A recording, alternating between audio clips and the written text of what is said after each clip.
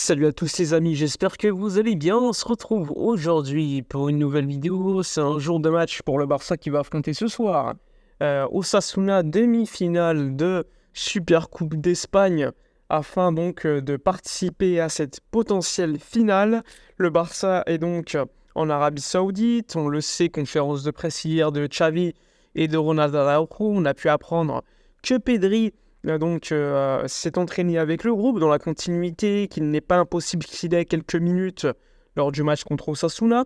On a également pu apercevoir Joao Cancelo s'entraîner en solitaire sur la pelouse à Riyad. Donc lui est beaucoup plus, on va dire, compliqué pour lui de participer aux demi-finales, voire à la finale s'il y a, mais qui sera disponible de manière certaine, on va dire, post-Super Coupe d'Espagne. Inigo Martinez, quant à lui, est complètement écarté pour cette compétition. Donc ça, c'était le petit retour au niveau de l'actu concernant les absences, les présences pour le match contre Osasuna. Passons à maintenant ce qui vous intéresse déjà un peu plus, je pense. Il s'agit du mercato que je ferais personnellement si j'étais aux commandes du Barça pour l'été prochain. Alors, je tiens tout d'abord à préciser que ce mercato que je fais, il est également dépendant des départs de certains joueurs. Évidemment, tu ne peux pas recruter comme tu le veux dans la situation actuelle du Barça, vous le savez. Et pour recruter et renforcer certains postes, tu es bloqué d'une certaine manière et tu es obligé, entre guillemets, de faire partir d'autres joueurs, même si c'est à contre-cœur. Donc, une fois que je vous ai expliqué cela, on peut débuter. Alors, tout d'abord, je vais vous évoquer les joueurs que, personnellement, je ferai partir du Barça lors de l'été prochain. Eh bien, je ferai partir, tout d'abord, Sergiño Dest, parce que son prêt au PSV se déroule bien. Il a une option d'achat d'ailleurs fixée à 10 millions d'euros, et elle est probable qu'elle soit levée par le PSV Eindhoven. Donc ça, c'est un prêt positif pour le Barça, sachant que le joueur, il lui reste 11 millions d'euros à amortir. Bon, tu le vends 10 millions, tu réussis à économiser le salaire en plus. Ça reste un départ où, malgré le fait qu'il n'ait pas réussi son passage à Barcelone, tu réussis, entre guillemets, à ne pas avoir de perte économique sur le joueur. Donc ça, c'est fait. 10 millions d'euros. Ensuite, tu as les joueurs Eric Garcia, autre joueur prêté, qui, vraisemblablement, ça se déroule bien pour lui à Girona. Le Barça, personnellement, moi, je ne le ferai pas revenir parce que je considère que défensivement, il a beaucoup trop de lacunes, même si je n'ai pas de problème à l'admettre. C'est un joueur qui est élégant à la relance, qui relance bien, mais quand tu joues dans un top club, en plus d'être bon au niveau de la relance, tu dois savoir défendre. Et ça, c'est une problématique que le joueur Eric Garcia, à mon avis, ne répond pas. Donc c'est un autre joueur que je ferai partir, et je pense que pour 15 millions d'euros, 10 millions d'euros, normalement, vu la saison qu'il fait actuellement, ça devrait être possible. Sachant qu'il est arrivé libre de tout contrat, ce serait une plus-value, et tu économiserais son salaire aussi. Logique, même s'il n'a pas un gros salaire, certes. Ensuite, autre joueur que je ferai partir, il s'agit d'Oriol Romeu. Bon, là, il n'y a pas vraiment de débat, même s'il est arrivé l'été dernier, je considère que c'est un joueur qui n'a pas forcément le niveau pour le FC Barcelone, et personnellement, je me ferais un malin plaisir à le faire partir. Il n'a pas le niveau pour le Barça, tout le monde le sait, même s'il a un petit salaire, c'est un joueur qui prend une place au milieu de terrain. Autre joueur que je ferai partir, cette fois-ci, les deux partiraient libres, un petit peu comme Oriol Romeu, parce que je ne pense pas que quelqu'un va acheter. Il s'agit de Marcos Alonso à gauche et Sergi Roberto à droite. Alors je sais que Xavi aime beaucoup Sergi Roberto, parce que dans le vestiaire, ça doit être un capitaine, etc. Pour le staff, une garantie. On le voit lors des derniers matchs, il faut l'admettre, il fait des bons matchs. Je pense que la fin de son histoire est pour cet été. Pour moi, en tout cas. Il a un salaire de 7 millions d'euros brut. Je le laisse partir libre. Marcos Alonso a un salaire un peu plus supérieur, libre, parce qu'il est tout le temps blessé, il n'apporte rien, pas de plus-value. Et je pense que Alejandro Balde a besoin d'une meilleure concurrence. Donc déjà, pour faire le point, ça fait déjà Dest, Eric Garcia, Sergi Roberto, Alonso, Oriol Romeu. Donc déjà, tout ça, tu as 25 millions d'euros environ de transfert et tu as beaucoup de salaires économisés. Ça, c'est quelque chose qui est important à préciser. Maintenant, on va passer à des transferts qui personnellement posent un petit peu problème, mais que je pense que le club fera. Et je pense que malheureusement, c'est nécessaire. Alors, Je pense que le Barça va se débarrasser d'un milieu de terrain. Oui, Inigo Martinez n'a pas de valeur marchande, même s'il est arrivé libre. Et ça reste un joueur qui a du leadership, même s'il a des problèmes au niveau de cette fiabilité en termes de blessures.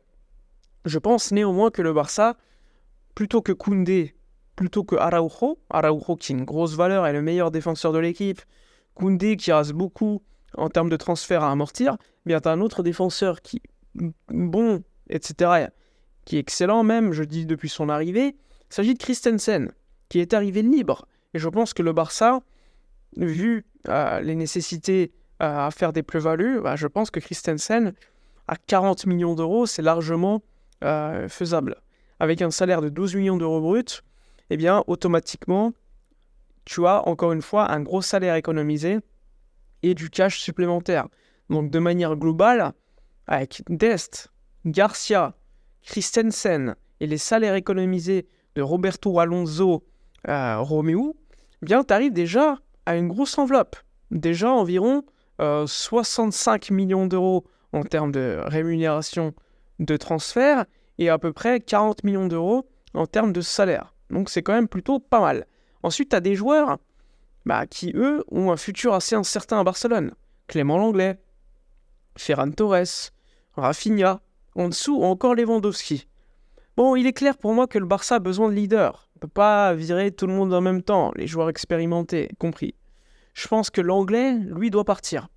Il a un salaire assez élevé, puisque son salaire grandit chaque année, et je n'écarte rien. Un prêt ou un départ pas cher, voire à 0 €. Mais je pense que c'est nécessaire pour économiser son salaire.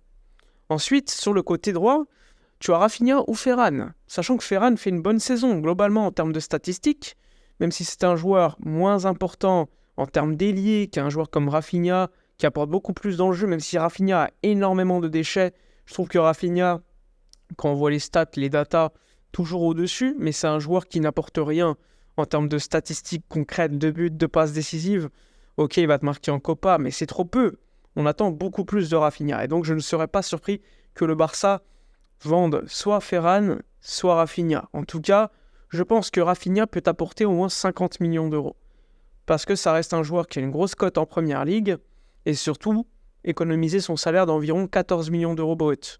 Tu as Ferran aussi qui peut partir. Donc je pense que ça dépendra des offres reçues, mais je n'écarte pas donc un départ soit de Rafinha, soit de Ferran. Ensuite, tu as le débat. Ansu Fati et Lewandowski. En dessous, c'est un petit peu le prince déchu de Catalogne. Beaucoup de blessures, mais un joueur qui avait beaucoup de talent. Je ne pense pas que Ansu Fati peut apporter beaucoup d'argent en termes de transfert. Donc je pense que le Barça soit va le garder en prêt, soit va le garder dans l'effectif. Encore une fois, je ne serais pas surpris qu'il parte, mais vu la faible, entre guillemets, montant de transfert qu'il peut avoir, la faible valeur aujourd'hui, il peut apporter 30-40 millions max. Et encore, je pense que ce serait franchement étonnant qu'on reçoive autant d'argent pour un joueur qui se blesse autant. Donc je pense que le club va soit lui proposer un prêt, soit de rester. Et ensuite, tu as le débat Lewandowski. Est-ce qu'il faut garder Lewandowski ? Alors, on le sait, Lewandowski cette saison n'est pas bon. Pour moi, c'est une véritable problématique d'ailleurs. Mais ça reste un leader. Moi, ma plus grosse problématique, c'est ce qu'il coûte. Parce que c'est un joueur qui pèse dans les comptes à hauteur de plus de 40 millions d'euros. Parce qu'il a un salaire qui va passer à 32 millions d'euros bruts, donc 16 net, et ensuite un amortissement de 10 millions d'euros à cause de son transfert depuis le Bayern. 10 millions d'euros annuels d'amortissement. Donc ça fait 42 millions d'euros dans les comptes pour Robert Lewandowski. Alors, si tu arrives à me trouver un club capable de payer 20 millions d'euros en termes de transfert et que Lewandowski accepte de partir et que tu trouves à côté un remplaçant de qualité, alors moi j'accepte. J'accepte un départ de Lewandowski. Mais je serais très surpris que cela arrive. Il y a trop de composants, trop de facteurs. Un joueur comme Lewandowski, je vous ai dit, c'est 42 millions d'euros dans les comptes du Barça.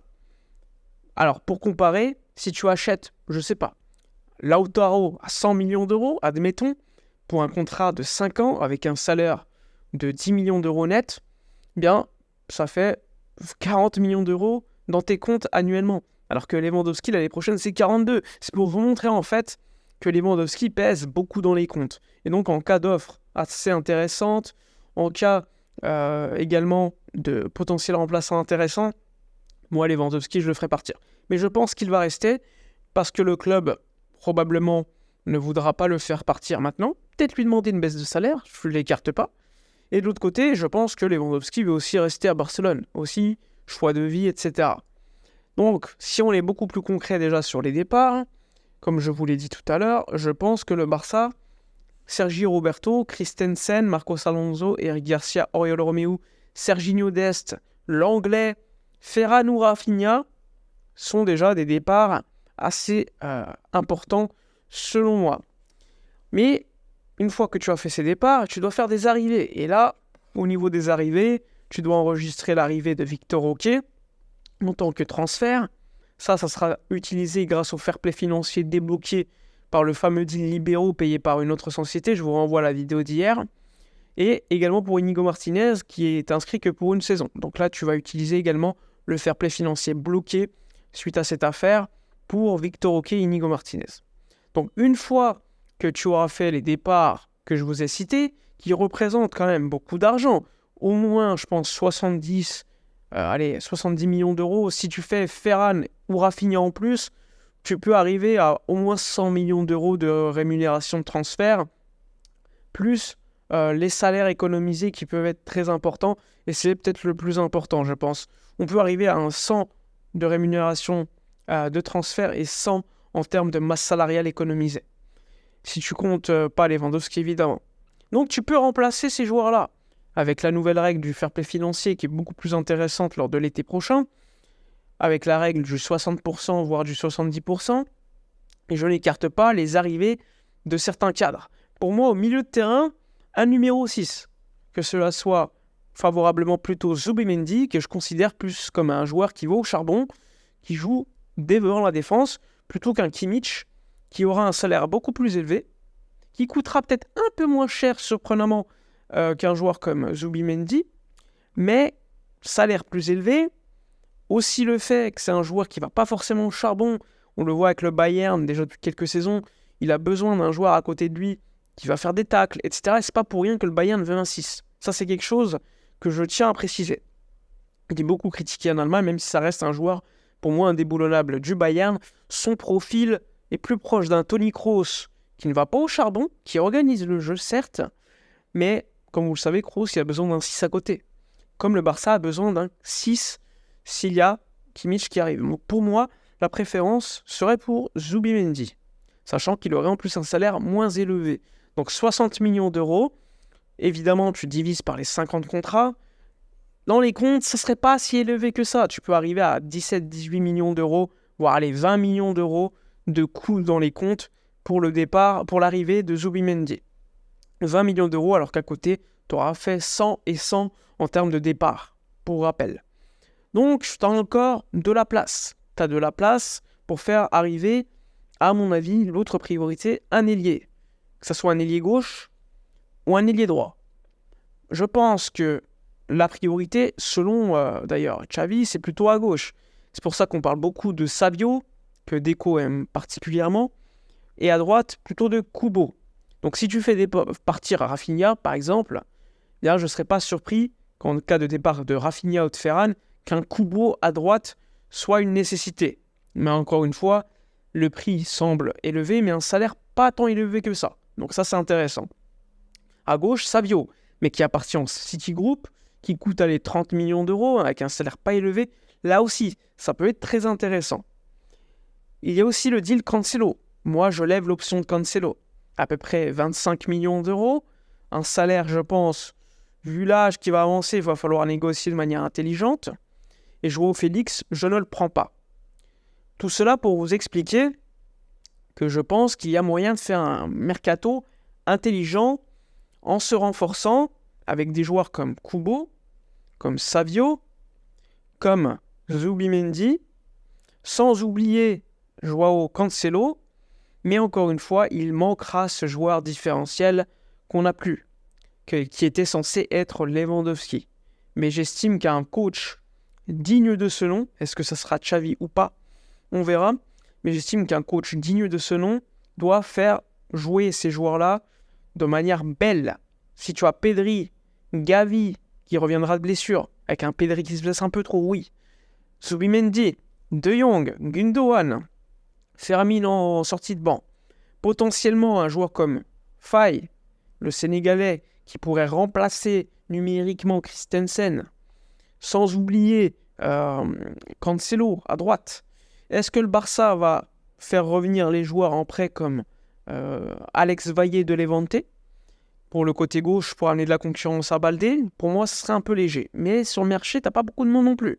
À droite, est-ce que tu vas faire revenir Araujo, Julian Araujo, prêté à Las Palmas? Bref, il y a beaucoup de sujets. Pas tant de joueurs confirmés que cela, à mon avis. Beaucoup de promesses. Mais je considère que sur le marché, si tu veux des top players, faut mettre l'argent. Et aujourd'hui, le Barça n'est pas dans cette position. Et je pense que pour cela, il faut un coach qui sache faire jouer ses équipes et recruter de manière intelligente. Et je pense, comme je vous l'ai dit, que le mercato que je vous cite là est plutôt pas mal. Même s'il est perfectible, s'il y a des joueurs... Ok, moi, idéalement, je vous dis Florian Wirtz, direct. Je vous dis des top players. Haaland, allez. Mais on n'est pas dans cette situation-là. Donc dans les commentaires, donnez votre avis. Soyez le plus objectif possible. Si vous n'êtes pas d'accord, c'est pas grave. Je peux admettre mes erreurs. Il y a des noms que j'ai peut-être oubliés. N'hésitez pas à donner votre avis dans les commentaires. À liker, commenter, partager. Moi, je vous dis à la prochaine. Et d'ici là, comme d'habitude, portez-vous bien.